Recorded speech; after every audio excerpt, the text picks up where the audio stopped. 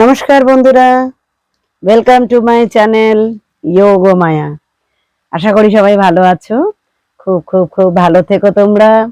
আজকে নিয়ে এসেছি কিভাবে তোমরা অতিরিক্ত ফ্যাট বা অতিরিক্ত চর্বি খুব সহজেই ধীরে কমিয়ে ফেলবে ধীরে ধীরে।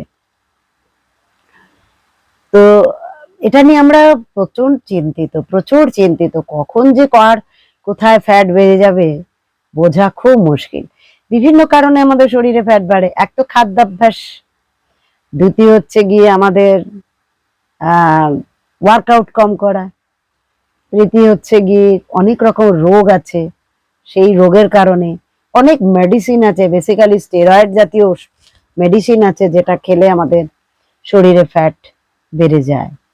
তো সেই ফ্যাটগুলোকে নিয়ন্ত্রণ করা একটু কঠিন হলেও আমি মনে করি একটু প্র্যাকটিস করুন, অবশ্যই ভালো থাকবেন।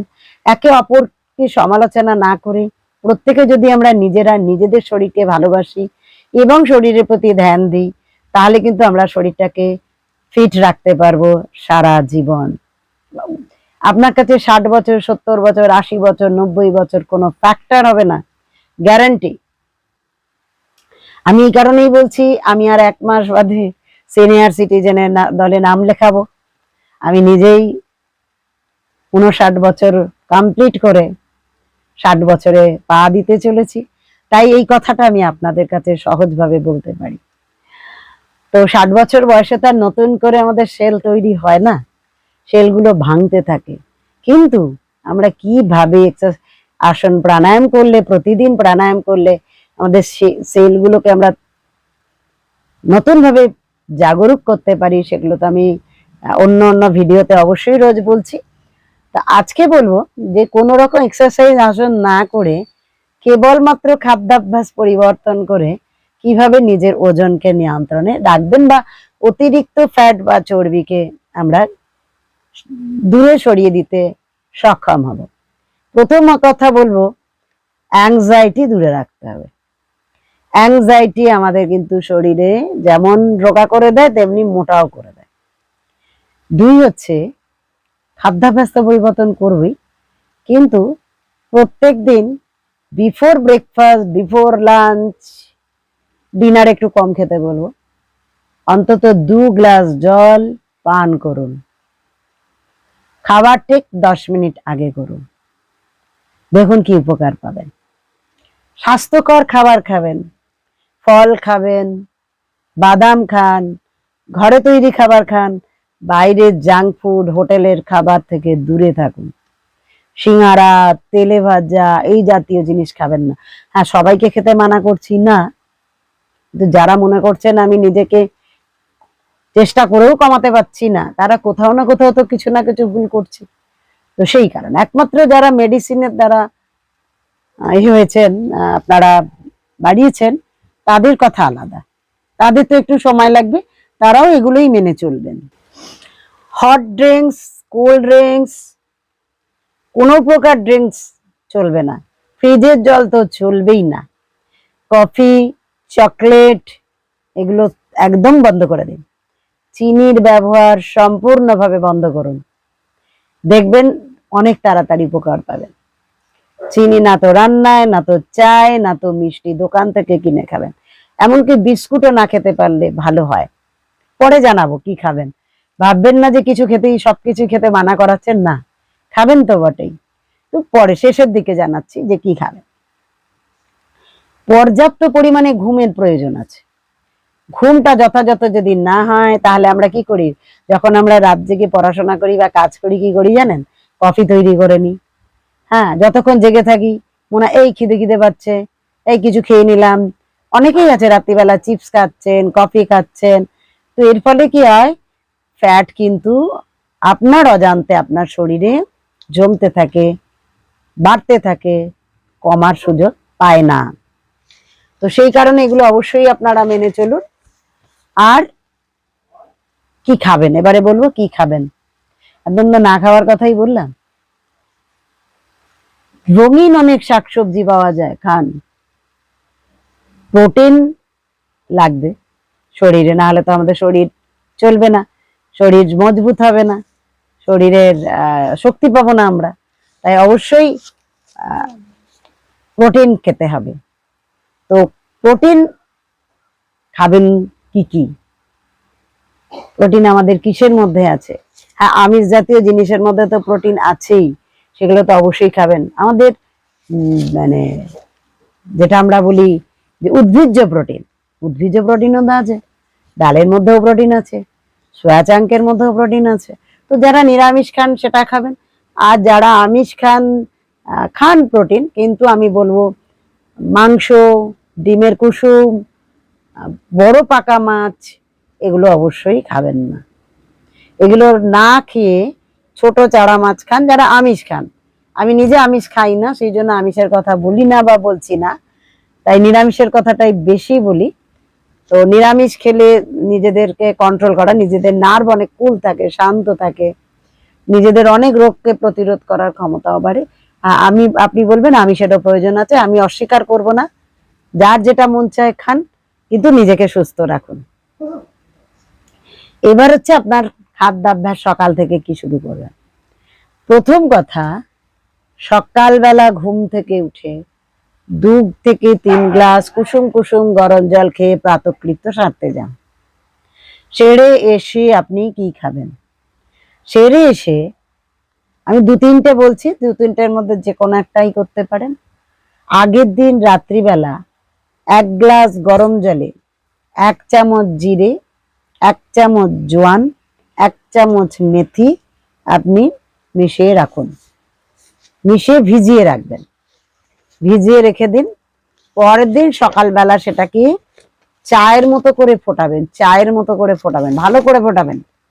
মোটামুটি ধরুন 2 গ্লাস জলে ভেজাবেন, আর 2 গ্লাস জলে ভেজানোর পর কি করবেন, সেটাকে 1 গ্লাস জলে নিয়ে আসবেন। 1 গ্লাস জলে নিয়ে এসে সেটাকে আপনি খাবেন। কিভাবে খাবেন?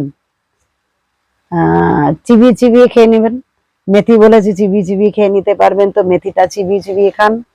জিরে তো চিবিয়ে খাওয়া যেতে পারে, যদি মেথি নাও দেন তাতেও অসুবিধা নেই। শুধু জিরেই একাই 100, জিরেই 2 কেজি, আমি একজনের 2 কেজি ওজন কমিয়েছি শুধু জিরে পানি খাইয়ে, জিরের সঙ্গে জল খাইয়ে কমিয়েছি। তো আপনারা এইভাবে খেতে পারেন। পরের দিন মানে যখন সকালবেলা ফোটাবেন, তার সঙ্গে 1 টুকরো আদা, একটু যেটা আমরা আদা চা বানাই না, ওই 1 টুকরো আদা একটু গ্রেট করে নিয়ে ওর মধ্যে মিশিয়ে দেবেন। খেতেও টেস্টি হবে এবং আপনার উপকারেও লাগবে। খেয়ে দেখুন যে 1 মাসের মধ্যে আপনি কতটা ওজন কমাতে পারেন। তো এতে কিন্তু আপনার ওজন অনেকটাই কমে যাবে।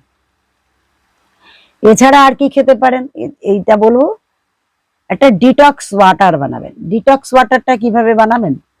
শশা মানে যেটাকে আমরা কেটে নেবেন, শশাকে স্লাইস করে কেটে নেবেন, শশা কাটবেন, লেবুকে স্লাইস করে কেটে নেবেন। শশা, লেবু, পুদিনা পাতা এগুলোকে কি করবেন, একটা জগের মধ্যে ভিজিয়ে রেখে দিন।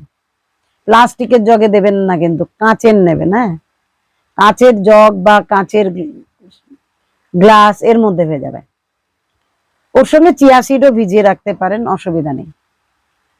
পরের দিন সকালবেলা সেই জলটাকে ছেঁকে খান। এই ডিটক্স ওয়াটারটা আপনি প্রতিদিন খেতে পারেন সকালবেলা খালি পেটে। আর কি করবেন, আর যেটা করবেন সেটা হচ্ছে গ্রিন টি নিতে পারেন, তারপরে নেবেন। এটা খেয়ে আপনি এক্সারসাইজ, আসন, প্রাণায়াম করে নিন। তারপর আপনারা যখন ব্রেকফাস্ট করবেন তার আগে আপনি গ্রিন টি খান। ব্রেকফাস্টে আপনি কি কি নেবেন? ব্রেকফাস্টে আপনি স্প্রাউটস বানিয়ে নিতে পারেন। আগের দিন মুগ কড়াই বলুন, বাদাম, ছোলা, বিভিন্ন যে আমাদের দানা আছে ওগুলোকে ভিজিয়ে রেখে অঙ্কুর বার করে নেবেন। তার সঙ্গে একটু শসা, বেদানা, তারপরে ছোট ছোট করে পনিরের টুকরো করে নিলেন, একটু পেঁয়াজ কেটে দিলেন, একটু ধনেপাতা, কাঁচা লঙ্কা কুচি, একটু লেবুর রস দিয়ে, একটু চাট মশলাও দিতে পারেন, দিয়ে ভালো করে মেখে খেয়ে নিন। ওটাই আপনার ব্রেকফাস্ট, পুষ্টিকর ব্রেকফাস্ট। আপনার শরীরে যেমন ফাইবার প্রবেশ করবে, তেমনি পেটটাকেও ভরাবে, তেমনি পুষ্টিগুণ, নিউট্রিশন আপনার শরীরের কোনায় কোনায় পৌঁছে যাবে, আপনাকে হেলদি রাখবে। আর কি খেতে পারেন আপনি ব্রেকফাস্টে? আপনি আমন্ড বাদাম 10-12টাকে রোজ করবেন না, এক একদিন এক এক রকম করতে পারেন, ভিজিয়ে রেখে সেটাকে বেটে দুধ বার করে নিন, চিয়া সিড ওর সঙ্গে মিশিয়ে খেতে পারেন, উপকার পাবেন। বাদামের সঙ্গে, বাদাম তো আপনি স্প্রাউটস করেও খেতে পারেন, এমনিও খেতে পারেন, কোনো অসুবিধা নেই, কিন্তু সবকিছুই যা কিছুই খাবেন কিন্তু পরিমাণে কম নেবেন। আর গাজর একটু নিলেন, বিট নিলেন, অন্য কোনো দিন খান আবার গাজর বিট, হ্যাঁ, তারপর লেটুস পাতা, স্যালারি পাতা, এগুলো দিয়ে আবার একটা দিন বানালেন। ওর সঙ্গে যাদের নারকেল হজম হয় একটু নারকেল কোড়া মিশিয়ে দিলেন, হ্যাঁ। আর কর্ন গুলোকে একটুখানি ভাপিয়ে নিলেন, ভাপিয়ে নিয়ে সেই কর্নটা দিয়ে ওর সঙ্গে মিশিয়ে দিলেন, অথবা শুধুই কর্নকে ভাপিয়ে নিলেন, তাতে লেবুর রস একটু গোলমরিচ দিয়ে খান, টেস্টিও লাগবে, ক্যালোরিও কম আছে, আপনাদের ওজনও তাড়াতাড়ি করে কমে যাবে। আর লেবু মধু তো আছেই, আপনারা মধু ব্যবহার করতে পারেন, এর মধ্যে কোনো অসুবিধা নেই। মধু, সুগারের রোগী যারা আছে তারা অবশ্যই মধু ব্যবহার করবেন না। লাঞ্চে কি খাবেন? দেখুন, ব্রেকফাস্ট যেন হেভি হয়। ব্রেকফাস্টে আরো একটা কথা বলে নি, সিজনাল ফ্রুটস খেতে পারেন। ব্রেকফাস্ট যেন ব্রেকফাস্ট আমাদের রাজার মতো খেতে হবে, আর দুপুরের লাঞ্চ রানীর মতো খেতে হবে, আর রাত্রের ডিনার ভিখারির মতো খেতে হবে। অর্থাৎ সকালের খাবার একটু ভালো পরিমাণে হতে হবে। এই সময় অন্য আরেকদিন খেলেন, কি খাবেন? সিজনাল ফ্রুটস 4 রকম নিলেন, সেই 4 রকম সিজনাল ফ্রুটস আপনি খেলেন। আমাদের সিজনাল ফ্রুটস এর মধ্যে শশা প্রায় সময়ই পেতে পারি, শশা খান, কাকড়ি খান, আনারস খান, আপেল খান, বেদানা খান, বিভিন্ন রকম ফ্রুটস আছে, অ্যাভোকাডো খান, নাশপাতি খান, তো এরকম বিভিন্ন যে ফ্রুটস আছে, তরমুজ খান, ফল বহু রকম আছে, আপনারা ব্ল্যাকবেরি, রোজবেরি, ব্লুবেরি খান, কোনো অসুবিধা নেই, ভালো থাকবে। গাজর, বিটের জুস খেতে পারেন, এক একদিন এক এক রকম, যেগুলো বলছি আপনাদের যেটা মন চায় এটা খান। বিটের জুস বা বিট রুট যেটা আমরা বলি, যাদের শরীরে রক্তাল্পতা আছে তাদের জন্য ভীষণ ভালো। অনেকের শরীরে রক্ত কমে গেলেও না শরীর মোটা হয়ে যায়, তারা অবশ্যই বিটের জুস পান করতে পারে। যাদের ভিটামিন এর অভাব আছে তারা গাজরের রস খান, বা গাজরের রস মানে গাজরকে কুড়ে নিয়ে জুসটা খেলেন, গাজরটা অন্য কাজে ব্যবহার করুন, স্যালাড হিসেবে খেয়ে নিলেন। আর পেঁপে খান, পাকা পেঁপে, ভীষণ ফ্যাট কমাবার জন্য পেঁপে তো বন্ধু। শুধু পেঁপে খান সকালবেলা, কোনো অসুবিধা নেই। হ্যাঁ, ফ্রুটি খান, এগুলোতে ক্যালোরি কম কিন্তু উপকার বেশি, তো এগুলো আমরা ব্রেকফাস্টে খেতেই পারি। লাঞ্চে সাধারণভাবে আপনারা আগে স্যালাড খেয়ে নিন। একটা পরিমাণ বলে দিই, যদি আপনার 60 কেজি ওজন হয়, 16 to 10, ব্রেকফাস্টে আপনারা 600 গ্রাম ফল, যা 60 কেজি ওজন তিনি 600 গ্রাম ফল অবশ্যই খাবেন। 600 গ্রাম যেগুলো বললাম, ফল বললাম বা যেগুলো নেবেন সেটা 600 গ্রাম। আর দুপুরে যে স্যালাডটা খাবেন সেটা 60 কেজি যদি ওজন হয় তাহলে 5 দিয়ে গুণ করবেন, 300 গ্রাম স্যালাড নেবেন। তাহলে দুপুরের স্যালাডও গাজর, শসা, পেঁয়াজ, বিট, মূলো, লেটুস পাতা, বাঁধাকপি, যা দিয়ে আপনি স্যালাড বানাতে পারেন বানিয়ে আগে স্যালাড খেয়ে নেবেন। তারপর আপনারা প্রতিদিনের যে খাদ্যাভ্যাস খাবেন, ভাত ডাল সবজি যা আছে খাবেন, তো পরিমাণে অল্প নেবেন। আর কি করবেন, যারা নিরামিষাশী তো নিরামিষই খাবেন, যারা আমিষাশী তারা কিন্তু মাছ খেলে ডাল খাবেন না, ডাল যেদিন খাবেন মাছ খাবেন না। এটা কিন্তু যাদের সুগার তাদের ক্ষেত্রেও প্রযোজ্য। এটা গেল আপনাদের দুপুরের খাবার।